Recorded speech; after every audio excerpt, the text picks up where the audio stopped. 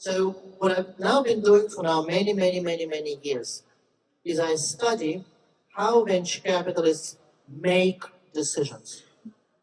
And the whole point is that I realized is that they make decisions very differently. Very differently from most of us, okay?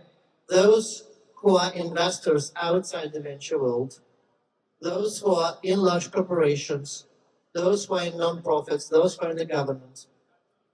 And there's a reason behind this. There's a reason to this seeming madness. Because venture capitalists have been facing forever what I would describe as a very hostile environment. The environment where they faced very large uncertainty. They always faced very high failure rates. They always faced the situation of unknown unknowns. So that in order to survive and succeed, they had to come up with a completely different decision-making process, with a completely different mindset. And that's what I've been researching and teaching now for more than 10 years. So let me give you a few examples. And some of them will be maybe very familiar to you, especially if you were in the venture capital world. But I hope to surprise even those who are in the venture capital world. So let me give examples of two principles very quickly.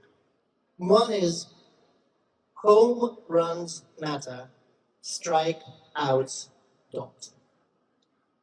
What this really means is that, one thing I did mention, what I did not mention is that in 2015, I founded the Stanford Venture Capital Initiative.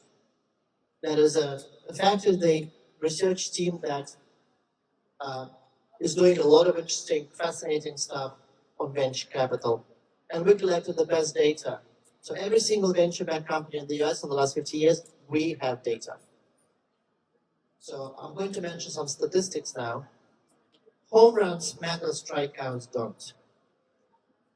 About 73% of all early stage venture-backed companies fail. So investors lose money. These are strikeouts. And then there's quite a few companies that are not really losers, but are not also great winners. And then, on average, out of every 20 companies that VCs invest in, there is just one company that is a home run. And a home run is the company that returns at least 100x, at least $100 on your dollar. And the whole VC business model is to maximize the chances of a home run. So it's okay if you fail a lot. I remember how a famous venture capitalist came into my MBA class many years ago, and he had this fund that he raised in 1999. So all the companies failed. And so an MBA student asked him, so that was like very unsuccessful fund, and he said, no, I still have one company in the fund. And that one company still can return 1,000x. Okay? And then this actual fund will be very successful. So what is really interesting is that when I now advise many venture capital firms, one of the points I'm telling them is that, do you know the risk that you have? Your startups don't fail fast enough, or you don't have enough failures. It's exactly the same with the corporate innovation. I advised the CEO of a very large company. And, these executives are flabbergasted by the statistics. But more importantly is that if you don't seek failure or constructive failure, you're trying to avoid the situations, you will not be able to catch home runs as well.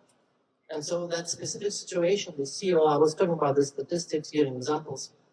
The CEO would turn to his chief innovation officer. This is a $100 billion company, okay? Chief innovation officer and said, so we have a lot of incubator startups, intrapreneurial projects. So what is our failure rate? And there was a very proud answer. We have no failures. Well, they had no home runs too. So this is the first principle, but behind this principle, in fact, are a lot of strategies of how to ensure that you create a framework where you, in fact, maximize number of strikeouts. So you're not afraid of strikeouts, but at the same time, you also increase the chance of getting home run. And some companies, both small and mid-sized and large companies, are in fact very, very good at it. Stanford University.